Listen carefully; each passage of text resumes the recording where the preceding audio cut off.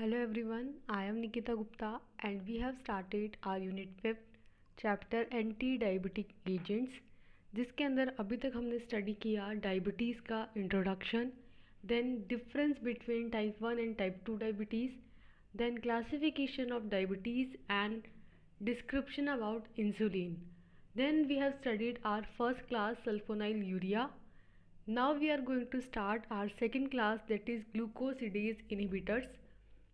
क्या होते हैं ग्लूकोसिडेज इनिबिटर? जैसे कि नाम से पता चल रहा है कि एक एंजाइम है ग्लूकोसिडेज, उसको इनिबिट करके अपना एक्शन परफॉर्म करने वाले एजेंट्स को बोलेंगे ग्लूकोसिडेज इनिबिटर.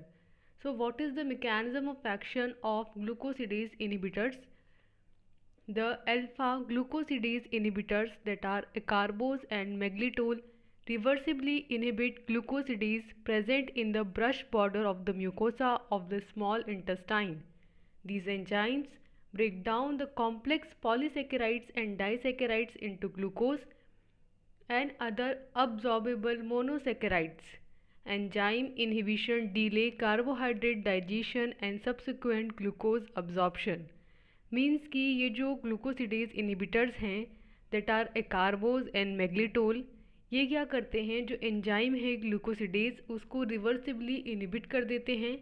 और ये जो एंजाइम है ये स्मॉल इंटेस्टाइन की म्यूकोसा में और उसकी ब्रश बॉर्डर सेल्स पे प्रेजेंट होता है.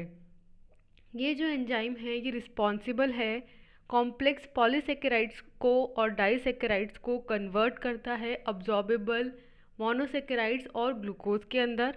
अब क्योंकि इस एजेंट्स ने, इन ड्रग्स ने इस एंजाइम को इनिबिट कर दिया, तो इस एंजाइम की इनिबिशन की वजह से कार्बोहाइड्रेट का डाइजेशन डिले हो जाएगा और सब्सिक्वेंटली ग्लूकोज का अब्जॉर्प्शन जो है वो नहीं हो पाएगा. मीन्स कि एक एंजाइम है अल्फा ग्लूकोसिडेज, ये एंजाइम डाइसेकेराइड्स और पॉलीसेकेराइड्स को मोनोसेकेराइड्स और ग्लूकोज में कन्वर्ट करता है और फिर ये जाकर के स्टोर हो जाते हैं, अब्जॉर्ब हो जाते हैं.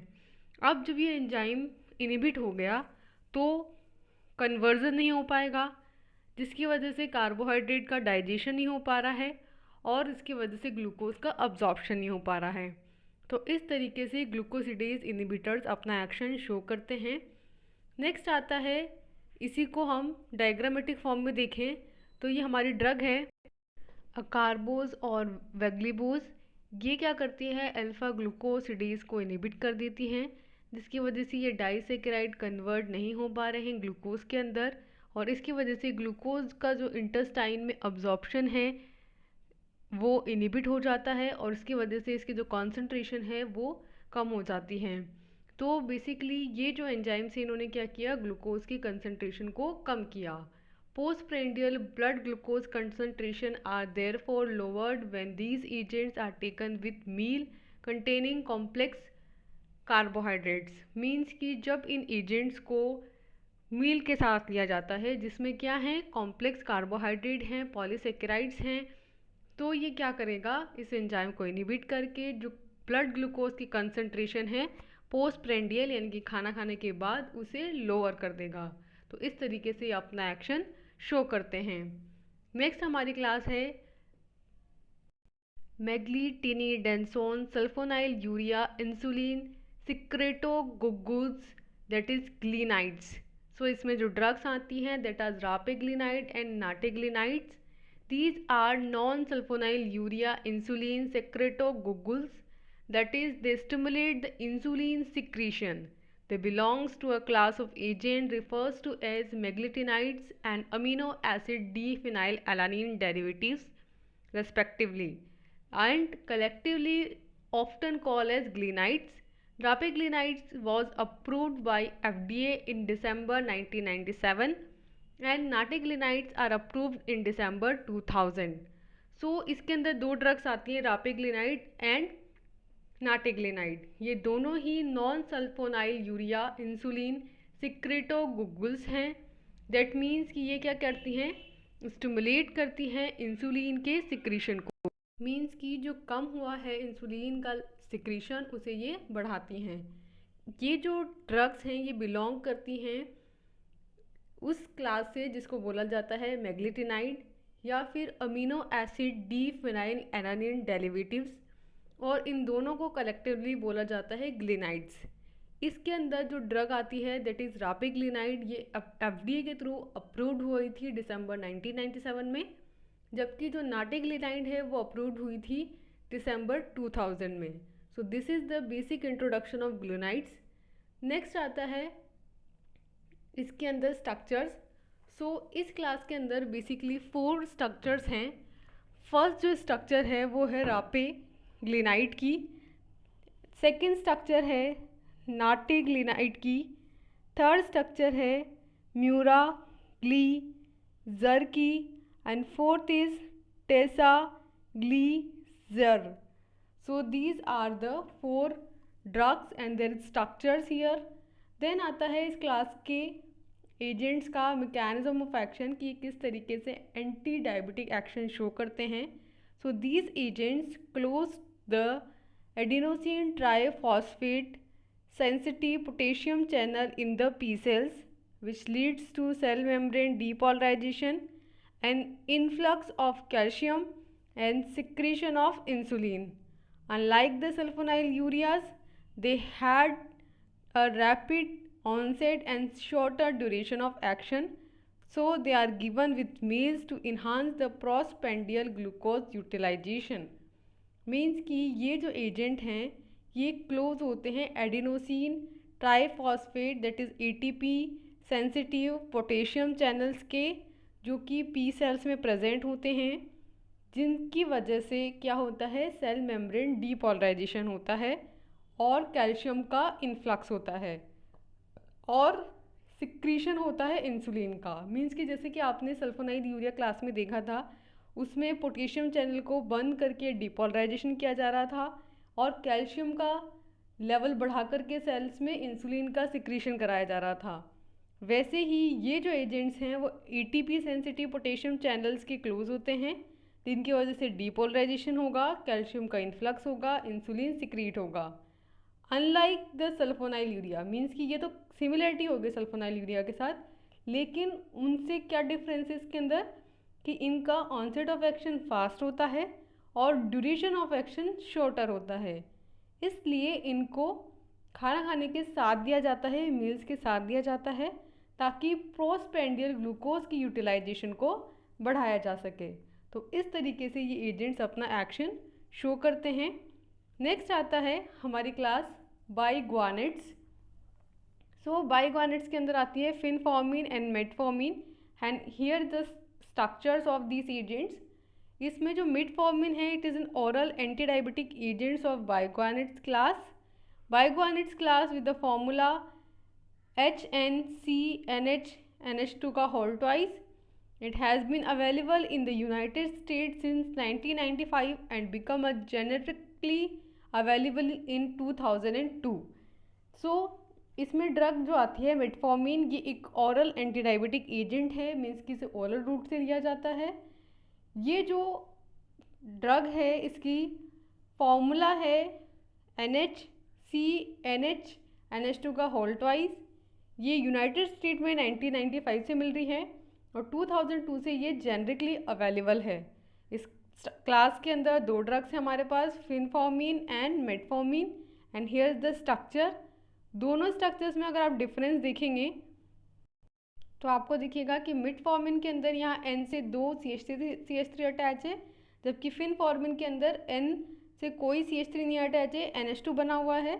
जबकि ऑन द अनदर साइड यहाँ पे N से NH2 बना है और यहाँ पे एक phenyl group then CH2 NH करके ग्रुप लगा हुआ है। तो फिनफॉर्मिन में फिनाइल ग्रुप प्रेजेंट है और मेटफॉर्मिन में मिथाइल ग्रुप प्रेजेंट है। तो इस तरह से है इनके स्ट्रक्चर। नेक्स्ट है इसका mechanism of action. So metformin primarily lowers FPG that is fasting plasma concentration by decreasing hepatic glucose neogenesis, but it also increase insulin stimulated glucose uptake by skeletal muscles and adipose tissue। और ये इसका जो mechanism of action है उसे डायग्रामेट्रिकली भी बताया गया है। तो मेनली जो मेटफॉर्मिन है वो क्या करता है, जो फास्टिंग प्लाज्मा कंसंट्रेशन है उसको लोअर करता है, कैसे? डिक्रीज करके हेपेटिक ग्लूकोनियोजेनेसिस। ग्लूकोनियोजेनेसिस एक ऐसी प्रोसेस है जिसके through other than carbohydrate that is fat and lipid से ग्लूकोज की सिंथेसिस की जाती है। तो उस सिंथेसिस को ये डिक्रीज करता है, लेकिन ये साथ में इंक्रीज करता है इंसुलिन स्टिमुलेटेड ग्लूकोज का अपटेक स्केलेटल मसल्स में और एडिपोज टिश्यू में। मीन्स कि इंसुलिन का फंक्शन क्या है? स्केलेटल मसल्स में और एडिपोज टिश्यूज में ग्लूकोज को स्टोर करना। तो ये वो काम भी करता है और ग्लूकोनियोजेनेसिस को डिक्रीज भी करता है। तो इस तरीके से फास्टिंग प्लाज्मा कंसंट्रेशन लो हो जाती है। इसको अगर हम डायग्रामेटिकली देखें तो ये हमारे बाइग्वानिट्स हैं, ये जाके कॉम्प्लेक्स बनाएंगे जिसकी वजह से एक्टिवेशन होगा AMPK का, that is acetyl coenzyme A carboxylase. इसका एक्टिवेशन होगा और इसका इनएक्टिवेशन होगा, जिसकी वजह से डिक्रीज होगा लिपिड के सिंथेसिस और इंक्रीज होगा fatty acid oxidation that ultimately results in anti diabetic action. तो इस तरीके से फिर मेटफॉर्मिन अपना एक्शन शो करती हैं। नेक्स्ट हमारी क्लास है thiazolidinedione and PPAR-A and PPAR-Y activators. इसके अंदर ड्रग्स आती हैं troglitazone, ciglitazone, pioglitazone and rosiglitazone. So these are the 4 structures and their name, जिसमें आप डिफरेंस देखेंगे कि इधर रिमेनिंग जो स्ट्रक्चर्स है वो सबके अंदर सिमिलर है, सिर्फ इसके अंदर ये जो R सब्स्टिट्यूशन है इसमें डिफरेंस करके इसके डिफरेंट डेरिवेटिव्स जो हैं वो बनाए गए हैं।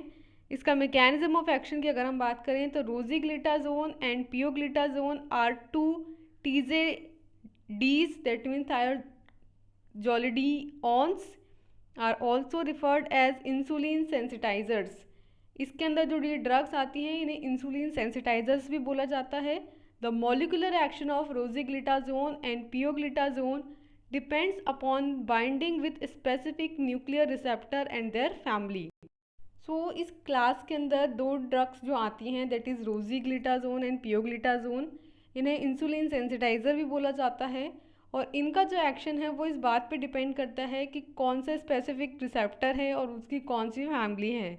जैसे कि जो एक ड्रग है हमारे पास ग्लिटाजोन्स, ये जाके बाइंड होंगी PPAR-Y के साथ, जिसकी वजह से रिजल्टेंट प्रोडक्ट जो है हमारा बनेगा न्यूक्लियस में, जिसकी वजह से mRNA से ट्रांसक्रिप्शन एंड फर्दर जो ट्रांसलेशन प्रोसेस है वो अफेक्ट होगी और प्रोटीन की सिंथेसिस होगी। इस प्रोटीन के सिंथेसिस का जो इफ़ेक्ट है वो हमें सेल्स में देखने को मिलेगा और इस तरीके से यहाँ से रिलीज़ होगा इसका एक्शन। सो इस तरीके से एक्ट करते हैं थायाजोलिडीन डायोन्स और इनको बोल सकते हैं PPAR alpha and Y activators, क्योंकि कौन से रिसेप्टर्स पे जाके बाइंड होगा, कौन सी फैमिली पे जाके बाइंड होगा, इस पे इनका एक्शन शो करता है। नेक्स्ट आती है हमारी इंसुलिन की प्रिपरेशंस। सो हमारी इंसुलिन की प्रिपरेशंस के अंदर 4 क्लासेस आती हैं।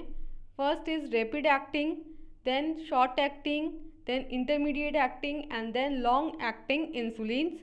तो इसमें हम इन प्रिपरेशंस को देखेंगे जो कि इंसुलिन की हैं और इनका एक्शन देखेंगे। सो इंसुलिन और इनकी प्रिपरेशंस में फर्स्ट आती है रैपिड एक्टिंग इंसुलिन, जिसमें आएगी insulin lispro. This is an drug. So this insulin lispro was the first available rapid acting insulin analogue. The natural amino acid sequence of insulin beta chain at position 28 that is proline and 29 that is lysine is inverted to form lispro. The change results in an insulin molecule that more loose associates with into hexamers than does regular human insulin. Means कि ये जो insulin lispro है ये firstly available rapid acting insulin analogues था, जब इसके अंदर natural amino sequence insulin B chain के अंदर पोजीशन 28 पे प्रोलीन लगा होगा और 29 पे लगा होगा तो लाइसिन बनेगा, तो ये कन्वर्ट हो जाता है लिस्प्रो में। मीन्स कि इसके अंदर दो डिफरेंट करके, दो चेंजेस करके हम लिस्प्रो बनाएंगे। मीन्स कि आपको पता है इंसुलिन के अंदर दो चेन्स होती हैं, ए चेन्स और बी चेन्स। इसमें जो बी चेन है उसके अंदर अमीनो एसिड का सीक्वेंस है, तो 28 पोजीशन पे अवेलेबल है प्रोलीन और 29 पोजीशन पे अवेलेबल है लाइसिन। तो उनको कन्वर्ट करके हम जो ड्रग बनाते हैं उसको बोलते हैं लिस्प्रो। अब this changes result in an insulin molecule that had more loose associate with hexamer than naturally occur human insulin. Means कि हमने इस ड्रग को कैसे बनाया है, नेचुरल इंसुलिन में जो अमीनो एसिड का सीक्वेंस है उसे चेंज करके, अमीनो एसिड को चेंज करके बनाया है। तो अब ये जो इंसुलिन बना ये लूज एसोसिएट हेक्सामर है, जो कि नेचुरल ह्यूमन इंसुलिन के कंपैरेटिवली लूजली एसोसिएट होगा और मोर अपना एक्शन शो करेगा। नेक्स्ट इसके अंदर ड्रग आती है insulin aspartate. So insulin aspartate is a rapid acting insulin analogs that differ from human insulin by substituting with aspartic acid 8 chain B28. Insulin aspartate is proven for use as pediatric patient age 2 or older and it is pregnancy category B. Means कि next हमारी जो drug है insulin aspartate, ये एक rapid acting insulin drug है। ये human insulin से कैसे डिफ़र करती है कि इसमें जो बी चेन है उसमें 28 पोजीशन पे हम सब्स्टिट्यूशन करेंगे एस्पार्टिक एसिड की और उससे ये फॉर्म होगी। ये जो ड्रग है ये अप्रूव हुई है पेडियाट्रिक पेशेंट्स के लिए जिनकी एज अराउंड 2 है या थोड़ी ज़्यादा है, और स्पेशली ये प्रेगनेंसी के लिए, जो प्रेगनेंसी पेशेंट हैं उनके लिए डिज़ाइन की गई है। तो बेसिकली हम इस क्लास के जो ड्रग्स हैं वो कैसे बनाएंगे, तो नेचुरल इंसुलिन है उसमें जो अमीनो एसिड है उनका जो सीक्वेंस है उसमें चेंजेस करके, पर्टिकुलर अमीनो एसिड को चेंज करके, सब्स्टिट्यूट करके हम इसमें डिफरेंट ड्रग्स बनाएंगे। थर्ड इसमें ड्रग है insulin glulisine. So insulin glulisine is an rapid acting insulin analogs that differ from human insulin by substitution of lysine from asparagine at position B3 and glutamic acid for lysine at position B23। तो हमने third जो हमारी इसमें preparation है insulin ग्लूलेसिन, ये जो है एक रैपिड एक्टिंग इंसुलिन है। ये क्या डिफरेंस रखती है ह्यूमन इंसुलिन से कि इसके अंदर जो B3 पोजीशन पे एस्पार्जीन है उसको सब्स्टिट्यूट किया गया लाइसिन के साथ, और B23 पे जो ग्लूटामिक एसिड है उसे किया गया लाइसिन से। सो दो चेंजेस किए गए, फर्स्टली एस्पार्जीन का और सेकेंड लाइसिन का, और इस चेंजेस के रिजल्टेंट जो ड्रग बनी, जो प्रिपरेशन बनी, that is insulin glulisine. So short acting के अंदर रैपिड एक्टिंग इंसुलिन के अंदर हमने 3 ड्रग्स देखी, insulin lispro, insulin aspartate and glulisine, जो कि कैसे बनी है, मेन इंसुलिन की जो ड्रग थी हमारे पास, इंसुलिन की प्रिपरेशन थी, उसमें हमने अमीनो एसिड को सब्स्टिट्यूट करके बनाया। नेक्स्ट है हमारी शॉर्ट एक्टिंग इंसुलिन। सो इसके अंदर आती हैं regular insulin has an onset of action of 30 to 60 minute, a peak effect at 2 to 4 hours and duration of action of 5 to 10 hours. So short acting जो insulin है इसमें आएगी रेगुलर इंसुलिन। ये जो रेगुलर इंसुलिन होती है इसका onset of action 30 to 60 minutes का होता है, जबकि जिसका पीक इफेक्ट है वो 2 to 4 आवर्स है और ड्यूरेशन ऑफ एक्शन इसका 5 to 10 आवर्स है। नेक्स्ट इसमें हमारी थर्ड क्लास आती है इंटरमीडिएट एक्टिंग इंसुलिन। सो ये जो इंसुलिन की क्लास है इसमें जो ड्रग्स आएंगी वो इंटरमीडिएटली एक्ट करेंगी। सो इसमें जो प्रिपरेशन आती हैं that is NPH neutral protamine Hagedorn and isophane. So this is an NPH neutral protamine Hagedorn और isophane is an intermediate acting insulin. Its onset of action is approximately 2 hours, range 1 to 3 hours. Peak effect occurs at approximately 6 to 14 hours and the duration of action of NPH is approximately 16 to 24 hours.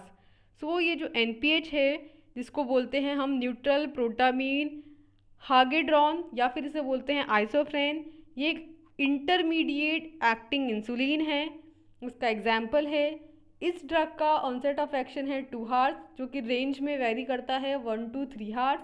इसकी जो peak effect है वो आता है 6 to 14 hours में, और इसका जो ड्यूरेशन ऑफ एक्शन है वो 16 to 24 आवर्स तक होता है। So this is the third class. Then fourth हमारी आती है लॉन्ग एक्टिंग इंसुलिन, जिसके अंदर आते हैं insulin glargine, second insulin detemir and third pre mixed insulin.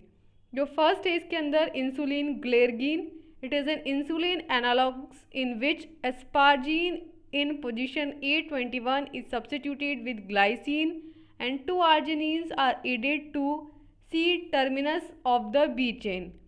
Means कि ये इंसुलिन का एनालॉग्स होता है, इसमें भी हम सब्सटीट्यूशन करके इस ड्रग को बनाएंगे। तो इसमें क्या किया जाता है, A21 मीन्स कि जो ए चेन है उसकी 21 पोजीशन पे जो एस्पार्जीन है उसे सब्स्टिट्यूट किया जाता है ग्लाइसिन के साथ, और बी चेन की सी टर्मिनस पे जो 2 आर्जिनिन्स हैं वो ऐड किए जाते हैं।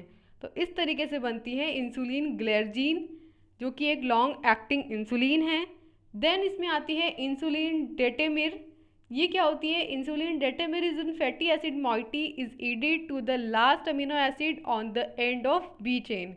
इसको कैसे बनाएंगे, बी चेन जो है हमारी इंसुलिन में ए चेन बी चेन है, तो बी चेन में जो एंड है उसका लास्ट अमीनो एसिड में क्या करेंगे, एक फैटी एसिड मॉइटी ऐड कर देंगे, तो इससे हमारा बनेगा इंसुलिन डेटेमिर।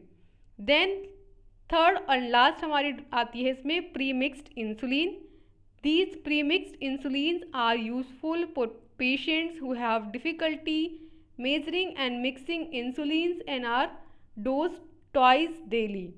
मीन्स कि ये जो प्रीमिक्स इंसुलिन है ये उन पेशेंट्स को दिए जाते हैं जिनको मेजरिंग में डिफ़िकल्टी होती है, और इसमें इंसुलिन्स की मिक्सिंग की जाती है, और इन्हें दिन में 2 बार डोज दिया जाता है इसका। सो अगर हम समराइज़ करें इस वीडियो लेक्चर को, तो हमने स्टार्ट किया second class, that is glucosidase inhibitors, then glinides जो कि जिसमें आते हैं रोजेग्लिनाइड्स and repaglinides, and then biguanides जिसमें आते हैं हमारे metformin and phenformin, and thiazolidine and PPAR A and Y inhibitors. So हमने ये क्लासेज इसमें स्टडी करी, इनमें ड्रग्स देखी, उनके स्ट्रक्चर देखी, उनका मैकेनिज्म ऑफ एक्शन देखा, और उसके यूजेस देखे कि वो कैसे अपनी एंटी डायबिटिक एक्शन शो करेगा। फिर हमने प्रिपरेशन स्टार्ट करी इंसुलिन की, जिसमें हमने 4 क्लासेस देखी। First is long acting, short acting, rapid acting and intermediate acting insulin preparations, जिसमें हमने देखा कि मेन जो इंसुलिन की मॉइटी है उसमें जो अमीनो एसिड्स हैं ए चेन में और बी चेन में, उनमें हम सब्स्टिट्यूशन करके चेंज करके फैटी एसिड ऐड करके लास्ट में कई अदर मॉइटी चेंज करके मिक्सिंग करके डिफरेंट तरीके से डिफरेंट इंसुलिन के प्रिपरेशंस बना सकते हैं। सो यहाँ तक हमने कंप्लीट किया है। नेक्स्ट वीडियो लेक्चर में हम स्पेसिफिकली जो इंसुलिन की प्रिपरेशंस हैं, इंसुलिन की ड्रग्स हैं, उनको स्टडी करेंगे। So for now thank you and all the best.